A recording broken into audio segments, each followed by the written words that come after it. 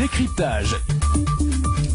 Ce mardi 28 février, l'invité de décryptage de Carl Stivat est Robert Sailly, l'un des coordinateurs du cercle de réflexion Colle les têtes, colle les épaules. Bonjour.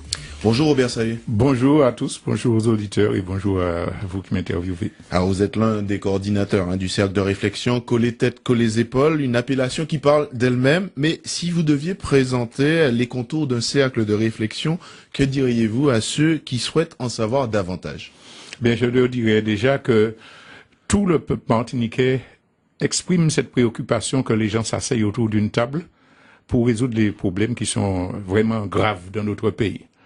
Maintenant, il y a beaucoup de gens qui le disent, beaucoup de gens qui reconnaissent cette nécessité, et il n'y a pas d'initiative prise pour la concrétiser.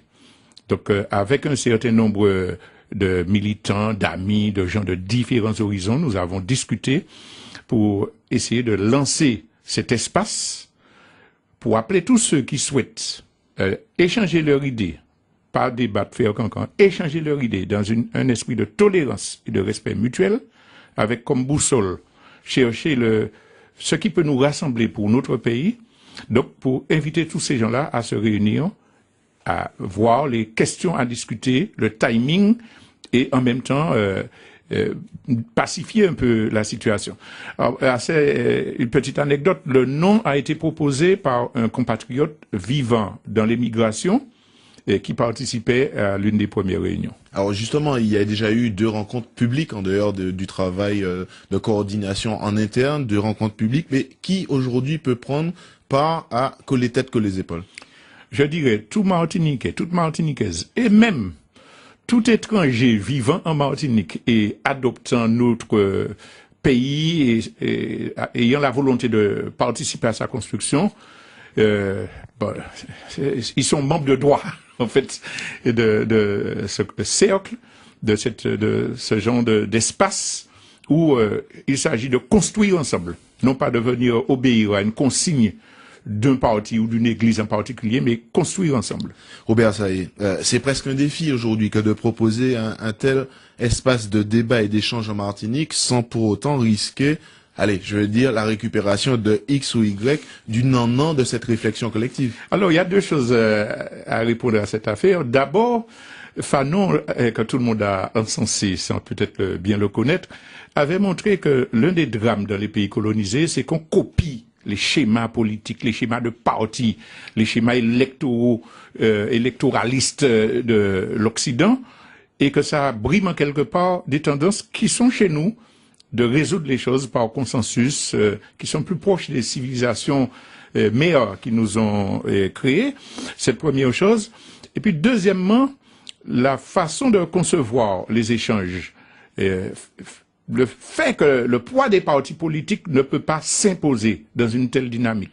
Alors évidemment, la loi de la nature fait que s'il y a beaucoup de membres d'un parti dans des cercles de discussion, le poids de leur idée sera un peu plus important. Mais c'est démocratique et c'est juste, c'est normal. Ben, si on a une organisation qui a 4 membres et puis qui entend tout décider, tout diriger, évidemment, ce sera moins bien entendu, tout en disant que son point de vue est important parce qu'il y a des gens qui sont très minoritaires et qui ont des idées d'avant-garde.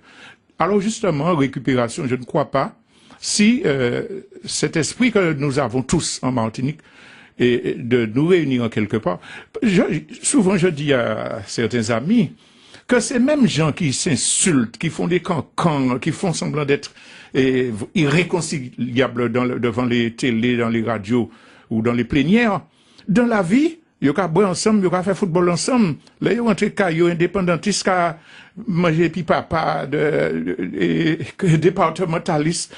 Ils s'aiment, ils se brassent. Ils ont fait coup de main de quartier entre Bougui PPM, Bougui Mime et la Volga. Ils ont fait un caillou. À ce moment-là, ça disparaît.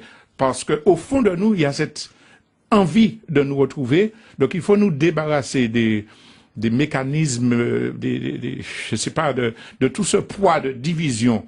Et il y aura toujours 2 ou 3 entêtés qui voudront jouer sur leur ego et tout ça. Mais la masse peut se réunir pour un bel avenir. Alors, Robert Sailly, vous l'avez dit, cet espace Colle les têtes, colle les épaules se veut hors des frontières partisanes pour favoriser le débat démocratique. Est-ce à dire qu'il y a en quelque part une panne de ce débat démocratique en Martinique? Alors, si on ne le voit pas, c'est qu'on a les yeux véritablement fermés, parce qu'on voit des choses qui devraient nous réunir, qui divisent. On voit des réactions épidermiques. Quoi, par exemple, qui pourrait nous réunir et qui nous a Je divisés? prends par exemple la déclaration de Serge Letchimy à l'Assemblée nationale.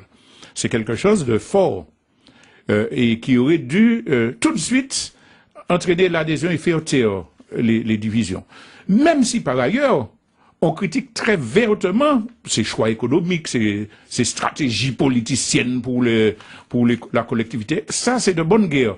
Mais il y a un certain nombre de choses qui nous appellent à nous dépasser. Chez chacun de nous et dans chaque parti, il y a des gens de valeur. Il y a des gens sincères, il y a des gens honnêtes. Et dans tous les partis, sans exception, il y a des individus qui se laissent noyer par leur ego, par leur envie de réussir leur carrière au détriment du parti, etc. Ça existe partout. Alors, faisons cet effort de nous rassembler sur des projets, sur des exigences de survie pour notre pays, j'allais dire pour l'humanité, et nous verrons que nous en sommes capables. Alors, lors du premier rassemblement, c'était le 11 novembre dernier, vous aviez proposé un échange sur pouvoir et démocratie. Dans un tel espace de discussion et de proposition, les participants ont-ils réussi à se démarquer des traditionnelles réflexions et plans de partis politiques? Même si certains ont exprimé leur vision des choses, ça a été fait avec sérénité et respect mutuel. Donc c'était déjà un premier pas. Et nous avions déjà un panel très large de participants, d'élus, de non-élus. C'est d'ailleurs la réussite de cette rencontre, je parle en temps de relations humaines et d'enrichissement intellectuel, qui a fait que la préparation du deuxième colloque a été beaucoup plus facile et a permis que des gens encore plus différents viennent. Je trouve tout à fait symbolique que le groupe Gaël, qui était ici de passage de République démocratique du Congo, ait souhaité, en entendant parler de cette initiative, ait souhaité venir faire des chants d'ouverture chrétiens. Dans la salle, il y avait de tout le monde. Et tout le monde a été content parce que ça a donné une ambiance de partage. Le premier intervenant, c'est Antoine Maxime, dont on connaît le parcours, qui a une émission religieuse sur une radio qui est vraiment enrichissante et qui a posé la question de quelle société voulons-nous vivre. Donc, et puis nous avons des gens qu'on qualifie d'extrême gauche qui sont venus dire non, il nous faut casser le système, mais chacun s'écoutait avec sérénité, afin de dire, notamment dans les ateliers de l'après-midi, qu'est-ce que nous faisons maintenant ensemble? Alors vous avez parlé, vous n'avez pas hésité à parler d'espace sanctuarisé entre guillemets pour protéger cette valeur débat, cette valeur échange. Le noyau commun à toutes ces personnes, c'est la Martinique. Est-ce que c'est suffisant pour rompre avec les habitudes partisanes et sectorielles? C'est un travail, c'est une construction. Mais je crois que on a parlé de Martinique, un projet pour la Martinique, mais c'est ancré dans une dynamique mondiale. On parle de changement climatique, de montée des eaux, d'augmentation de la puissance des cyclones. On pense aux risques majeurs en Martinique. On a vu ce qui s'est passé en Haïti. On voit la crise financière, le système capitaliste est voué à la disparition. Grèce, Italie, ça commence. Le système financier, ça va... ayant un minimum d'humanité et d'esprit de responsabilité, peut continuer à faire des cancans politiciens et refuser de comprendre, mais qui ça nous peut faire ensemble? Parce qu'il y a des choses à faire ensemble qui sont faites dans d'autres pays, d'autres expériences. On avait un thème ce dimanche-là, expérience des autres peuples. Et donc, pour arriver à avoir une dynamique qui consolide la Martinique, qui construise des digues, comme on disait, mais en même temps, qui soit une contribution à la résolution des problèmes de l'humanité tout entière. Alors, les participants à la rencontre de dimanche dernier à la MEP semblent s'accorder sur un modèle de société qui arriverait en bout de course, on va dire, chez nous comme ailleurs. L'une des préoccupations des politiques en Martinique, c'est la collectivité unique de 2014. Est-ce que, selon les réflexions qui sont remontées, est-ce que c'est un casting raté déjà? Non, si on construit une maison évidemment, il faut tenir compte de l'endroit où on va faire passer tel gouttière, etc. Mais c'est à ce niveau-là qu'on doit voir la collectivité de 2014. Qui peut vraiment, homme politique, scientifique, économiste, peut penser que dans 2 ans, la jonction des compétences du Conseil général et du Conseil régional, ce sera suffisant pour porter réponse à nos problèmes économiques et sociaux, à nos problèmes d'émancipation. Qui peut sérieusement dire ça? Alors si on s'attaque seulement à ce front-là, c'est peut-être bien pour le pays, mais c'est notoirement insuffisant. Il faut qu'on ait la grandeur d'esprit suffisant pour dire, ok, d'accord, mais le fondamental, il est ailleurs. Il est dans la cohésion nationale, dans la véritable cohésion nationale, tenant compte des contradictions d'intérêts, c'est normal, mais qui nous permettent de résoudre des problèmes. Alors, coller tête, coller épaules, comme tous les autres think tanks, hein, on va dire, dans le monde, sont souvent considérés comme des laboratoires de réflexion. Du passage à cette réflexion au laboratoire, au concret, comment favoriser cette passerelle? Alors hier, j'ai pris une image quand on faisait la synthèse. C'est quand, pendant la guerre froide, les soviétiques sont arrivés à envoyer un homme dans l'espace.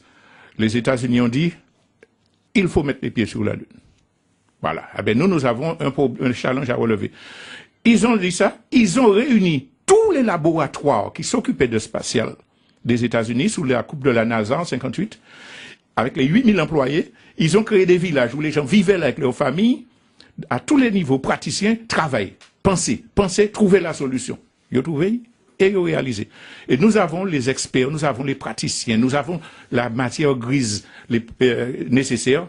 On va se mettre d'accord et on va trouver la solution. À quand le prochain tête que les épaules et sur quel thème? Alors il faut qu'on consulte tous les partenaires, toutes les parties prenantes, mais ce sera certainement justement comment organiser la mutualisation, comment arriver à structurer le mouvement pour tenir compte de ce que vous disiez tout à l'heure, que les partis ne tentent pas de récupération, entre autres.